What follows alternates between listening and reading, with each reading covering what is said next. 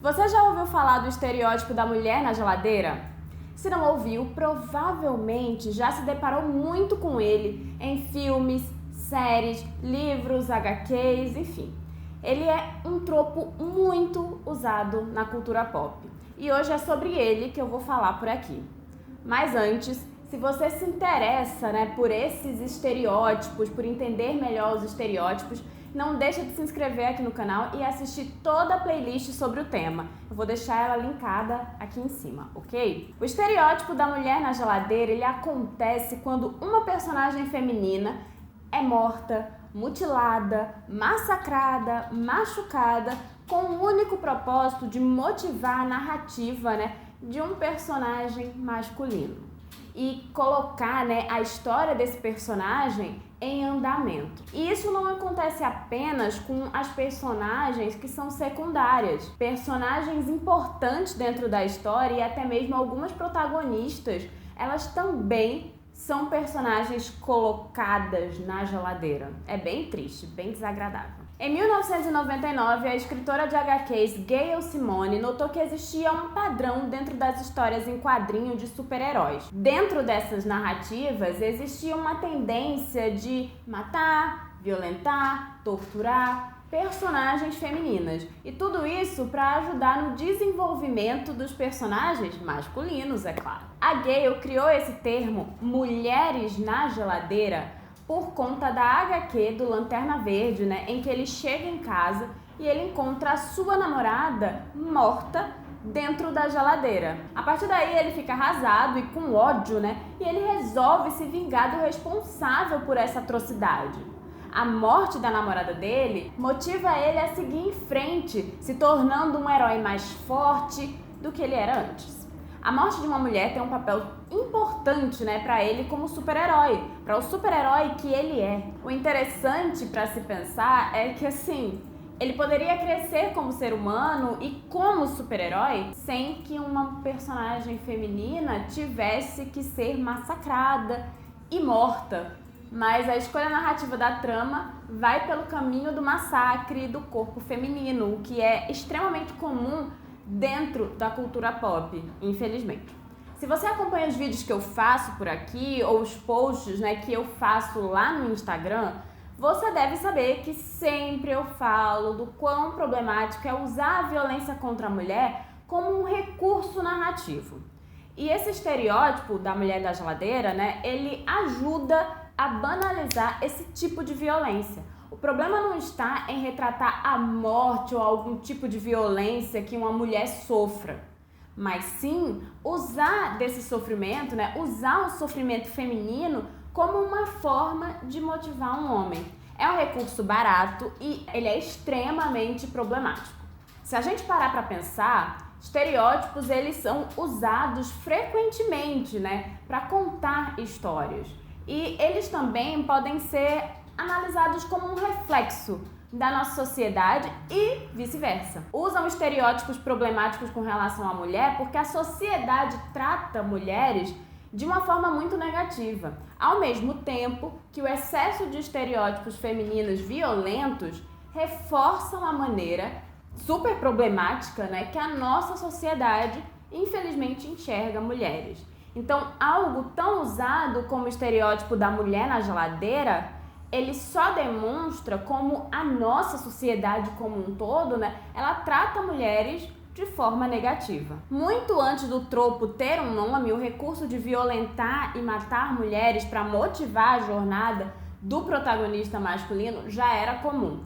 Filmes como Coração Valente, que é de 1995, e praticamente todos os filmes da franquia 007 também traziam a mulher na geladeira. O que acontecia é que, na época que esses filmes foram lançados, a forma que as mulheres eram retratadas nas telas, e não só nas telas, em todas as mídias, não era um assunto tão debatido como ele é hoje. Quando a Gayle Simone cunhou o termo, duas coisas ficaram claras.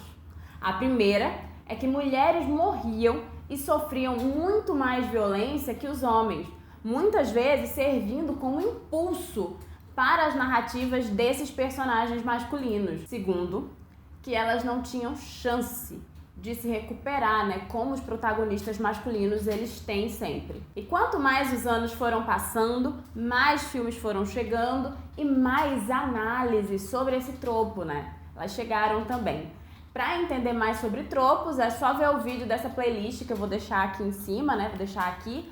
E quanto mais a gente conhece e entende a forma que ele é usado, que esse tropo especificamente ele é usado, mais incômodo fica de assistir determinados filmes e observar, né, a maneira como esses filmes, essas HQs, essas séries, elas são cruéis com personagens mulheres. Mas assim, quais são de fato essas características básicas, né, do estereótipo da mulher na geladeira? Antes de explicar essas características, né, eu já aviso que eu vou falar sobre alguns dos acontecimentos que tem em alguns filmes. Em geral, não são grandes spoilers, na verdade a maioria faz parte da sinopse. Mas eu vou comentar sobre mortes de personagens importantes em alguns filmes, então eu achei melhor avisar para ninguém depois ficar chateado comigo porque recebeu spoiler no meu vídeo, beleza? Mas voltando às características, a mais comum é que ela geralmente é morta perto do início da história. E essa morte acaba sendo o incidente motivador para a jornada do personagem masculino. É o que acontece em Deadpool 2, quando o interesse romântico do protagonista, né, morre nos primeiros 15 minutos de filme. E, honestamente, eu acho que quase todo mundo ficou revoltado porque ela morre. E ok, ela é parte essencial do filme inteiro, mas não dá pra negar que a morte dela é um grande catalisador para as ações do herói, né? Essa morte é catalisadora e ela serve apenas como forma de impulsionar a narrativa do Deadpool, a narrativa do protagonista. Outra coisa que também pode acontecer é a personagem feminina morrer antes da história começar, a sua morte sendo motivadora, mesmo sem ela ter estado fisicamente presente em nenhum momento do filme, da HQ, da série, enfim, de qualquer obra que tenha essa característica. Outra característica é que se a personagem não morre, ela é vítima de uma violência gigante, geralmente tendo relação com violência sexual e toda a problemática que eu sempre questiono, né, do uso disso, desse tipo de violência como recurso narrativo. E mais, ela pode ser vítima de violência sexual e ainda morrer mesmo assim. Um detalhe é que a situação de violência, né, que a mulher sofre vai ser mostrada como uma falha do protagonista em proteger a mulher, ou seja, vai ser mostrado como uma falha de masculinidade. Outra característica é que a personagem feminina tem muito pouco ou absolutamente nada que demonstre a sua individualidade. Em geral, ela é uma personagem unidimensional, né? A prova de que as mulheres nesses filmes não possuem uma narrativa própria, mas sim funcionam em função, né, da narrativa do protagonista homem. E outra característica que encontramos nesse estereótipo é que a mulher, ela é um símbolo, né, de tudo que é bom, de tudo que é puro e que foi tirado desse protagonista masculino. Ela não é tratada como um ser humano, mas sim praticamente como um objeto. Muitos questionam que homens também morrem e sofrem violências em filmes e ninguém trata isso como estereótipo. E o problema, né,